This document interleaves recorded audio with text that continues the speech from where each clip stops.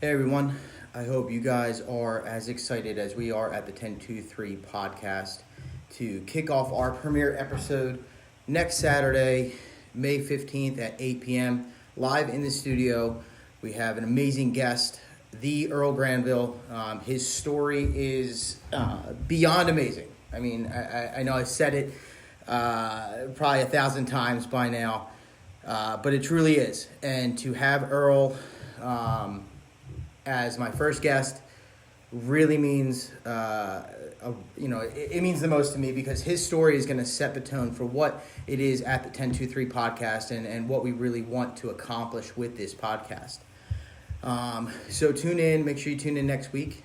But today, I wanted to do a live video and check in because today is a very, it's an important day for me. Every year around this time, some things that happened in my past that kind of led to where we are today. So for those who don't know and who have not heard my story, the long short of it is today, back in 2012, in May 5th, 2012, as the night to be my last night on Earth. I did that for a few reasons. One was, I was done. My problems kind of all came, they all just were, they all exploded, so to speak. And I really thought that not being on this earth anymore was the best option for me, for my family, for my friends, because I just saw myself as being a drain on, I say society, but really my family and friends. The things I was doing and the way I was acting was, I look back and it's deplorable what I was doing. But I picked May 5th specifically because I knew that the next day I was supposed to pick up a dog. And I didn't want, once I was dead, I wanted my life, my name, everything about me to be off this earth. I didn't want a memory, I wanted to be gone. And I knew that had I committed suicide earlier, my family probably would have still picked up the dog and raised it as some sort of memory to me. And I didn't want that. Also, if I had already picked up the dog and killed myself while I had the dog, I didn't want the burden of now having to deal with my death and taking care of this puppy to, I didn't want that to fall onto my family. Because I knew, obviously, death is tough no matter, any of the circumstances, and suicide is definitely up there. So I picked May 5th specifically. I figured that they would be, kind of focused on my death and that the thought of the dog wouldn't really even faze them, and hopefully the breeder would see that and just go, they're dealing with a lot. This pup's going to go to a loving family, and let's just, it's going to have a great life. And so, yeah, I picked May 5th. And, kind of one of the, I guess, the underlying reasons, too, it just all worked out that way, not that I planned it, was, look, May 5th is Cinco de Mayo. It's a big party day, and I was able to do what I was doing without raising any red flags. And what I mean by that is I was drinking heavily, and I was just kind of being a jerk. And all that was kind of gift wrapped under the guise of Cinco de Mayo, right? So, I remember planning to go out with my friends, and I put the bottle of pills on my nightstand. And I knew that when I came home, I would be drunk. I would swallow all the pills in that bottle, and I would go to sleep for the last time. So we went out, and, we went out, and we celebrated Cinco de Mayo like every other 23-year-old does in the suburbs of Philadelphia. And it was, what was interesting, I look back and think I was oddly euphoric. for all the other times I would go out, I was never happy. When we would go out and be, partying or whatnot, I was drinking in excess because of the problems I was having, and I felt that as soon as I could kind of get over the hump of feeling anything because of the alcohol, that's where I wanted to be, and that's why I drank so much. This time, I can't say I was having a good time, right? But I was oddly euphoric in that I wasn't scared or, looking at my watch going, oh man, like, this is the last time I'm ever going to do this or anything like that. I was just at peace. And I remember, like, looking at my friends and no one knew. And I just, inside, I was happy because I had made a decision to end all of my pain. And I knew that, to me, everything made sense finally. And the next day, it would all be over. And, as I look back now and having learned a lot about suicide and taught about suicide and dealt with suicide with people close to me, it's interesting how I look back and think about how euphoric I was and how, happy I was at how things were ending. And I never even thought about the other side of it, which is the people that were around me that night, that, what would have happened the next day. And I'm not even talking about my family, my brother, my father, sister, mom, obviously they would be distraught. But I remember thinking how euphoric I was and happy at the fact I wasn't going to be there the next day. But these were my best friends that were putting up with me. And somehow my brain was okay with the fact that, they were going to be crushed the next day. And it was a very interesting, I look back and it's just a very interesting mindset when I think about it. So, today, I normally talk about on May 6th, I normally tell my story about how I brought Gunnar home and how that day he saved me. This is kind of one of the first times I've talked about May 5th. In the military and in the police world, we have what's called our Live Day, when you almost lose your life. And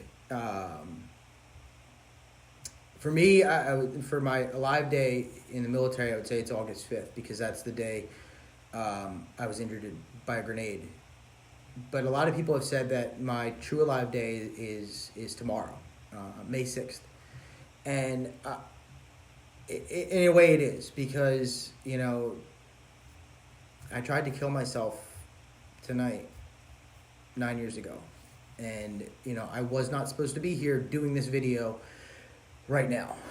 And a lot of people I see on this video right now, I would have actually never met. My name would have, I'm sure some of you see, knowing that you guys are in law enforcement and whatnot, you would have probably seen my name on a blip, maybe in the newspaper or whatnot, but that's it. And it's interesting to see where, 9 years later we are. And it's, it goes to show you how we really never know truly what people are going through, right? And that whole time I was suicidal and in that mind state and ready to just end it all.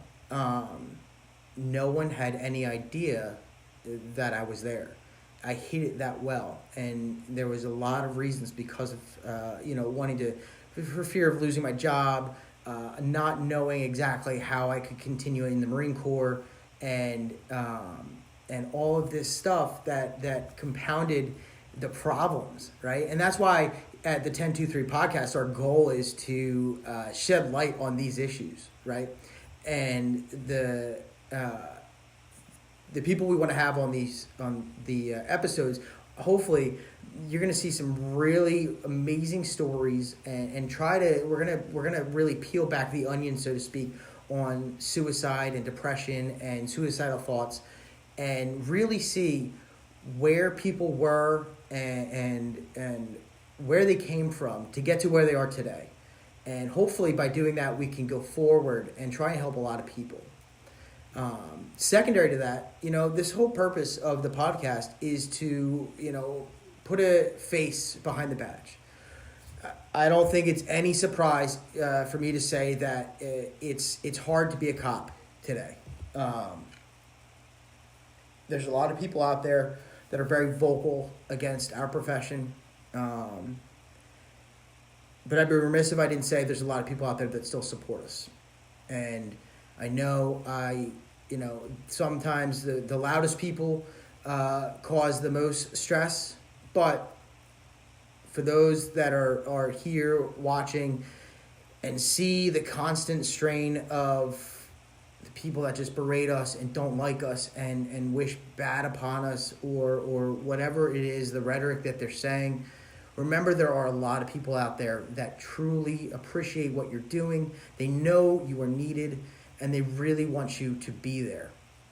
Unfortunately, their voices aren't as loud as some of the others. But my goal is to shed light and to humanize the faces behind the badge to maybe we can just come to an understanding that, look, I'm a cop, but yeah, I have a cool drinking leg. At the end of the day, when I take my uniform off, I put on weird clothes, I go to my pool, and I drink tequila out of a prosthetic leg. Maybe if someone saw that who didn't like cops as much, I'm sure they wouldn't want to grab a drink with me, but maybe they take a step back and go, wow, okay, they're human too. So yeah, I wanted to jump on today and just kind of talk about, what today means to me. For those of you out there in public service or just, in general, it's, I can tell you, I hid my problems so well. Everyone that is probably, if you're a cop, fireman, an EMT, or in the military, you've done some sort of death by PowerPoint suicide awareness. Personally, I think they're bullshit. They have some good points, but come on. We sat through them all the time, and I tried to kill myself, so it didn't do its job. And come on, they're useless. So my recommendation is for you guys out there, if you're thinking of the thought comes across you of a buddy that you haven't talked to in a couple weeks or whatever, reach out, send them a text. It's 2021. We can snap, tweet, Instagram, whatever. You don't even have to call anymore. You can just literally just say, hey, what's up? Just thinking of you. And you don't have to have that face-to-face interaction anymore. That one thing may be the difference between life and death. Who knows? Maybe they're like, oh, Christ, Josh is reaching out to me again. I really hate him. I just, whatever, F him. But you never know what other people are going for. Oh, look, a stink bug. No, I'm not going to flick it off me. It's a life. I'm going to let it live. But yeah, reach out to your friends. Just say, hey, what's up? And you know what? If you're going out tonight for Cinco de Mayo, hey, have a shot for me because 9 years ago, tonight was going to be my last night. So with that, I'm going to jump off. I got to get ready to go to work.